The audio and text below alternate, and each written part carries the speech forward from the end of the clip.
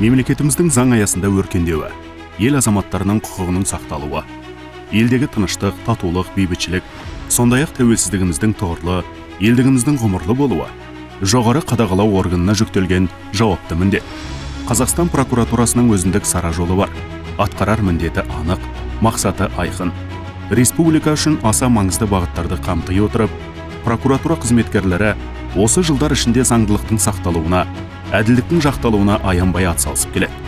Халық алдындағы өз міндеттерін, мемлекет басшысының тапсырмаларын абыроймен атқаруда. Конституциялық реформа аясында прокуратураның құзыреттілігі айтарлықтай күшейтілді. Прокуратура туралы жаңа конституциялық заң қабылданып, бас прокурор конституциялық сотқа жүгінуге құқылы деген норма бекітілді. Бас прокуратура барлық конституциялық іс жүргізуге белсене қатысады. Өз қорытындыларын, сараптамалық және басқа да материалдарды сұрау салулар бойынша қамтамасыз етеді. Конституциялық соттың шешімдерін орындау бойынша заң жобаларын әзірлейді және бірлескен іс-шаралар өткізеді. Сонымен қатар бас прокуратураның құрылымында салалық басқарма құрылып, нормативтік актілердің ата заңға сәйкестігін қадағалаумен айналысуда. Сөйтіп, биыл жыл басынан бері Конституциялық соттан бас прокуратураға 39 өтініш түскен. Барлығы уақытылы қаралып, оның 34-і бойынша шешім шығарылды. Түптеп келгенде бас прокуратураның Конституциялық сотпен өзара тығыз қарым-қатынасы азаматтардың құқықтары мен бостандықтарын қорғау, елдегі конституциялық заңдылықты нығайтуға зор серпін берді. Прокуратураның маңызды бағыты қылмыстық қудалау және осы саладағы азаматтардың конституциялық құқықтарын қорғау. 2021 жылдан бастап тергеу органдарының барлық маңызды шешімдерін прокурор бекітеді. Қылмыстық процестің жаңа 3 буынды моделіне көшу, қылмыстық жауаптылыққа тартылған азаматтардың құқықтарын қорғау тиімділігін арттыруда. Бұл сотқа дейінгі тергеп-тексеру органы, прокурор және сот арасындағы өкілеттіктердің ара жігін нақты ажыратты. Жаңа модель енгізілгеннен бері барлығы 6000-нан астам адамның құқығы қорғалды. Ал осы модель аясында кәсіпкерлерді қылмыстық қудалау 3 есе қысқарды. Жалпы еліміз бойынша 1041 адамның негізсіз қылмыстық қудалауға тартылуына жол берілген жоқ. Конституциялық құқық бұзушылықтар саны 29,7%-ға қысқарды. Қылмыстық істерді прокурорлар өздері тергеуге құқылы. Әдетте бұл ең күрделі және әлеуметтік маңызы бар қылмыстар. Қоғам назарын аударған резонанстық істер, ірі апаттар, жаппай өлімге әкелген фактілер, лаңкестік әрекеттер. Мәселен, біздің арнайы прокурорлар Қостанай және Абай облыстарындағы бірнеше адамның өмірін жалмаған ірі орман өрттерін тергеп тексерді. Қарағанды қаласындағы шахталардағы апаттар салдарынан қаза тапқан кеншілерге қатысты істерде осы прокурорлардың жіті назарында болып отыр. Биылдан бастап азаптауды тергеу құқығы прокурорларға берілді. Нәтижесінде сотқа осындай істер 4 есе көп жіберілді. Қадағалаудың кешенді шараларымен азаптаудың 60%-ға төмендеуіне қол жеткізілді. Осыны Біріккен ұлттар ұйымының салалық комитеті оң өзгеріс ретінде атап өтті. Соттарда 20 000 қылмыстық іс бойынша мемлекеттік айыптау қамтамасыз етілді. Прокурорлардың бастамасы бойынша 1100 адамға қатысты үкімдер заңға сәйкес тексерілді. 243 сотталушының жағдайы түзетілді. 9 адам ақталды. Биыл мемлекеттік айыптаушылар форумы өткізілді. Үздік мемлекеттік айыптаушы байқауы жыл сайын өткізіледі. Бұл прокурорлардың кәсіби шеберлігін шыңдап, дағдыларын дамытуға көмектеседі. Бизнесті қолдау және қорғау қашанда үкіметтің назарында. Бас прокуратура бұл бағыт бойынша қарқынды жұмыс жүргізіп жатыр.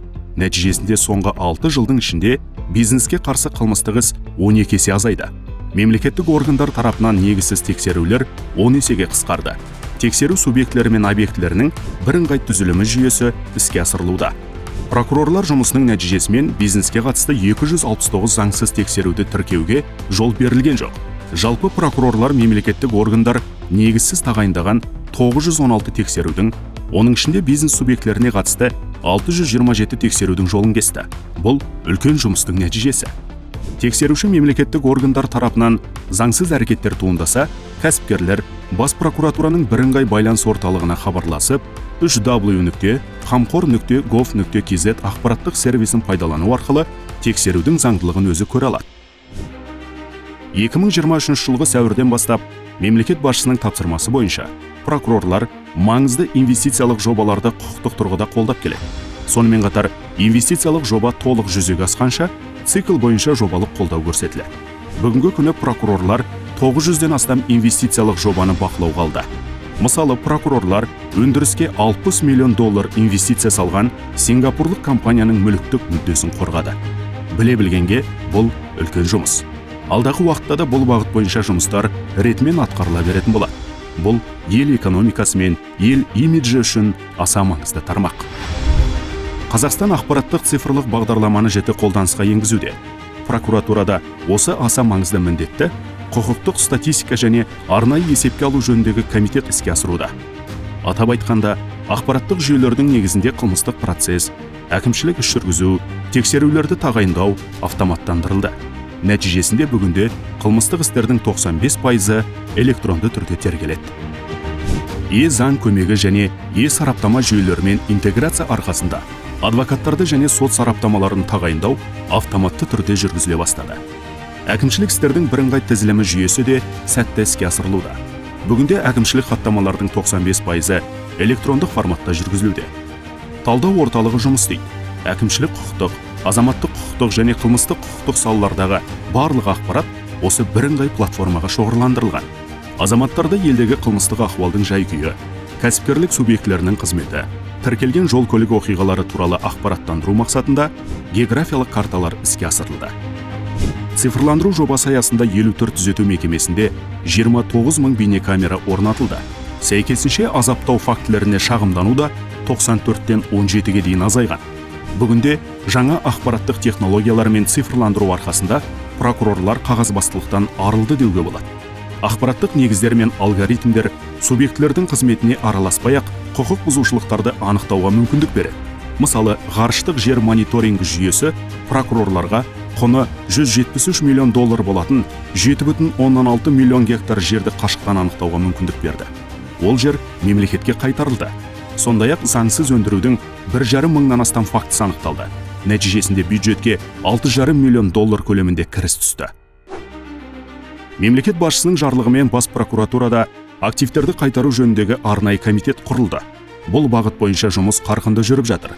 Қазірдің өзінде прокурорлардың тынымсыз еңбегінің арқасында мемлекетке $2 миллиард ақш, оның ішінде 590 миллионы шетелден қайтарып алынды.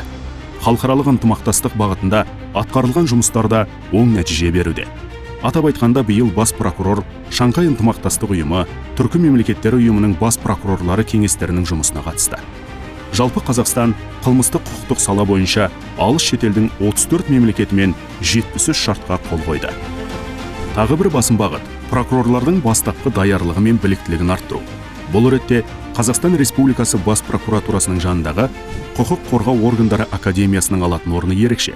Прокуратураға қызметке кіру конкурстық негізде және академиядағы алғашқы кәсіптік даярлық арқылы жүзеге асырылады. Мақсат прокуратураға сапалы кадрларды қабылдау. Академия кейінгі 3 жылда 1000-нан астам жас маман даярлап шығарды. Қазір 180 тыңдаушы оқып жатыр. Маңызды міндет жүктелген прокуратура қызметкерлеріне биік талаптар қойылады.